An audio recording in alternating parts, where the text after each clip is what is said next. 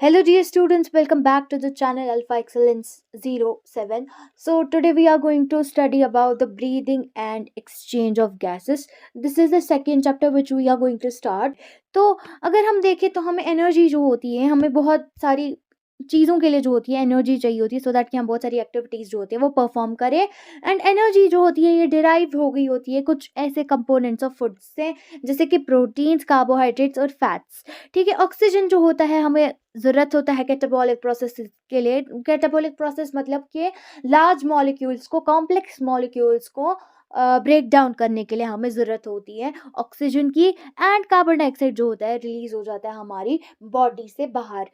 ठीक है, क्योंकि जिसकी जिसकी हमारे को रिक्वायरमेंट नहीं होती है तो हमें सिर्फ जो होती है ऑक्सीजन की रिक्वायरमेंट होती है। तो बॉडी को जो होता है एक्सचेंज ऑफ गैसेस जो होता है वो ज़रूरी होता है।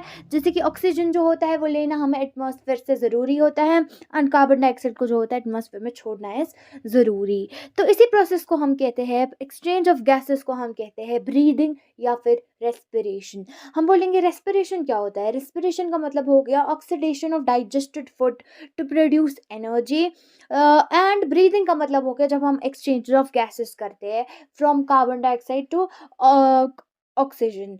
एंड अगर हम बात करें हमारे रेस्पिरेटरी ऑर्गन्स के बारे में तो रेस्पिरेटरी ऑर्गन्स जो होते हैं हर एक एनिमल्स में, जैसे कि हमने किंगडम एनिमलिया में बहुत सारे एनिमल्स के बारे में पढ़ा था, तो उनके जो होते हैं अलग अलग ऑर्गन्स होते हैं and it's dependent upon the habit and the level of organisation. तो हर एक ऑर्गेनिज्म के पास जो होते हैं गैसेस एक्सचेंज के लिए अलग अलग ऑर्गन्स जो होते हैं वो प्रेजेंट होते हैं। जैसे कि स्पंज जो आते हैं वो हमारे पोरिफेरेंस में आते हैं, सीलेंट्रेटास और प्लैटीहेल्मिन्थीज जो होते हैं वो अपना गैसेस एक्सचेंज होते हैं वो करते हैं with the entire body surface. ठीक है, वो अपने एंटायर बॉडी सरफेस से करते हैं by the process of the simple diffusion. उसके बाद जो आता है सेकंड वन जो आता है अर्थवर्म जो कि फाइलम एनालिडा में आते हैं। वो अपने मॉइस्ट क्यूटिकल से जो होता है अपने गैसेस जो होते हैं एक्सचेंज करते हैं। इंसेक्ट्स जो होते हैं जो कि ऑर्थोपोडा में आते हैं वो उनके पास जो होता है स्पेशलाइज्ड नेटवर्क ऑफ ट्यूब्स होते हैं जिसको हम ट्रैकियल सिस्टम बोलते हैं। उसके बाद अगर हम देखें स्पेशलाइज्ड वेस्क्युलराइज्ड जो स्ट्रक्चर होता है जिनको हम गिल्स कहते हैं वो प्रेजेंट होते हैं एक्वाटिक ऑर्थोपोड्स में, प्रॉन्स में, फिशेस में, मोलस्कास में। एंड उसके बाद जो होता है वेस्क्युलराइज्ड बैग्स जो होते हैं जिसको हम लंग्स बोलते हैं वो ट्रैकियल एनिमल्स में प्रेजेंट होता है। उसके बाद फ्रॉग्स जो होते हैं, फ्रॉग्स में क्या प्रेजेंट होता है, फ्रॉग जो था वो एनसीईआरटी में न्यूली ऐड किया गया। तो उनमें क्या होता है वो अपने स्किन से जो होता है वो रेस्पायर करते हैं। उनके पास जो होती है मॉइस्ट स्किन होती है, उनके पास लंग्स होती है एंड उनके पास जो फेरेंजियल कैविटी होती है। ठीक है, तो क्यूटेनियस रेस्पिरेशन की बात करें वो ऐसी रेस्पिरेशन होता है जब एक ऑर्गेनिज्म जो होता है दैट रेस्पायर्स विद स्किन उसको हम कहते हैं क्यूटेनियस रेस्पिरेशन। लंग्स से जब रेस्पायर करते हैं कुछ ऑर्गेनिज्म जैसे हम भी करते हैं उनको हम बोलते हैं पल्मोनरी रेस्पिरेशन। ब्रांकियल रेस्पिरेशन मतलब जब गिल से जो होता है रेस्पायर करते हैं। अगर हम ह्यूमन रेस्पिरेटरी सिस्टम की बात करें, ह्यूमन रेस्पिरेटरी सिस्टम में जो आता है पहली चीज़ हमारी आती है वो एक्सटर्नल नेरीज आती है हमारे पास। नेरीज का मतलब हो गया नॉस्ट्रल्स।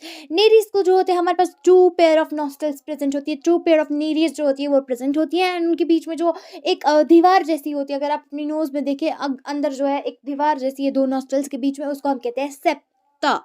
ये जो होती है टू ओपनिंग्स होती है, हवा जो होती है हमारी इस नॉस्ट्रल के थ्रू अंदर चली जाती है एंड फिर उसके अंदर जो होती है हमारे पास नेजल कैविटी होती है। नेजल कैविटी जो होती है, नेजल कैविटी में हमारे म्यूकस होता है एंड हमारे हेयर्स होते हैं, म्यूकस ग्लैंड्स होते हैं एंड हमारे हेयर होते हैं जो कि हवा को क्लीन करते हैं। ठीक है, एंड इनमें जो इनका काम होता है हमारे नेजल कैविटी का वो होता है कंडीशनिंग ऑफ एयर करना। That means conditioning of air करना, जो बाहर की एयर होती है उसका टेम्परेचर अलग होता है और हमारी बॉडी में जो होता है अलग टेम्परेचर होता है। तो हमारी बॉडी का टेम्परेचर जो होता है वो उसे मैच करवाती है हमारी ये नेजल कैविटी। तो नेजल कैविटी जो होती है इसमें हमारे पास तीन स्पेसेस प्रेजेंट होती है।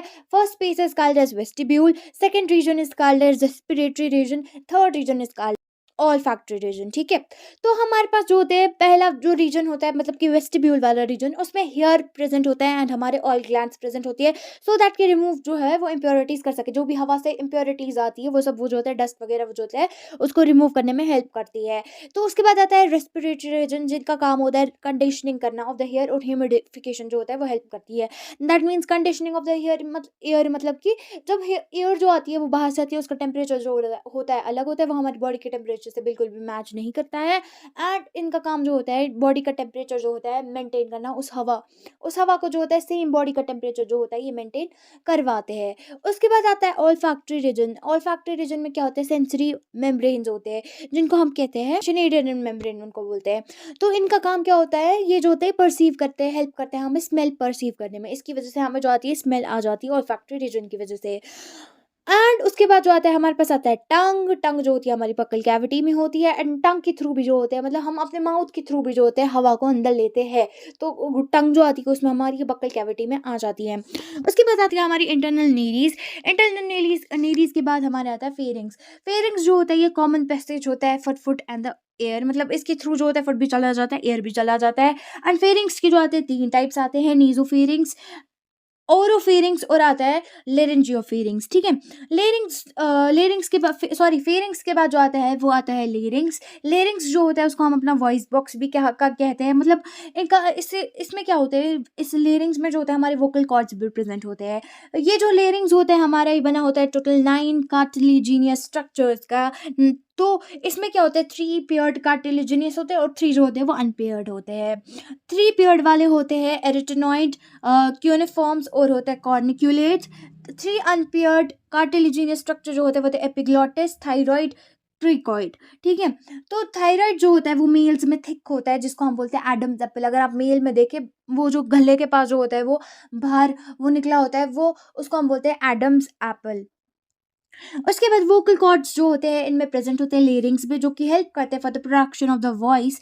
एंड ड्यूरिंग प्यूबर्टी क्या होता है, बॉयज जो होता है उनमें जो होते हैं मोर टेस्टोस्टेरोन जो होता है वो रिलीज होता है, जिसकी वजह से उनके वोकल कॉर्ड्स जो होते हैं वो थिक बन जाते हैं एंड लार्ज बन जाते हैं। एंड वॉइस की जो वॉइस होती है वो लो पिच्ड वॉइस होती है, दैट मीन्स उनमें जो होती है लेस फ्रीक्वेंसी होती है। गर्ल्स में जो होती है, यू नो कि गर्ल्स में टेस्टोस्टेरोन का लेवल बहुत ज़्यादा कम होता है, सो दैट्स वाई उनकी जो वोकल कॉर्ड्स जो होते हैं वो थिन होते हैं, इसलिए गर्ल्स के पास वो गले के पास जो होता है वो बाहर ऐसे नहीं निकल कॉर्ड। गर्ल्स में जो होती है हाई पिच्ड वॉइस होती है, दैट मीन्स उनके पास मोर फ्रीक्वेंसी होती है। उसके बाद आता है हमारा ट्रैकिया। ट्रैकिया जो होता है हमारा एक लॉन्ग ट्यूब होता है एंड उसको हम विंड पाइप भी बोलते हैं। ट्रैकिया जो होता है वो सराउंड हुआ होता है by C shaped incomplete cartilaginous rings. ठीक है, दैट मीन्स वो कार्टिलेजिनियस रिंग्स जो होती है वो सी शेप्ड होती है, वो पूरा सर्कल नहीं होती है एंड वो ट्रैकिया को जो होते हैं सराउंड करते हैं। एंड ये सी शेप इसलिए होती है सो दैट कि हमारा ट्रैकिया जो है इजीली जब हम हवा हमारे अंदर चली जाए वो एक्सपैंड कर सके, इजीली एक्सपैंड कर सके, एंड ताकि हमारे ट्रैकिया जो है कोलैप्स ना करे, इजीली एक्सपैंड कर सके जब हवा आए एंड कोलैप्स ना करे। ट्रैकिया जो होता है कि फिर बाइफोकेट होता है, दैट मीन्स ये फिर डिवाइड हो जाता है आगे जाके प्राइमरी ब्रोंकाई में। प्राइमरी ब्रोंकाई जो होती है वो हमारी लंग्स में एंटर करती है एंड प्राइमरी ब्रोंकाई जो होती है वो फर्दर डिवाइड हो जाती है हमारे लंग्स के अंदर।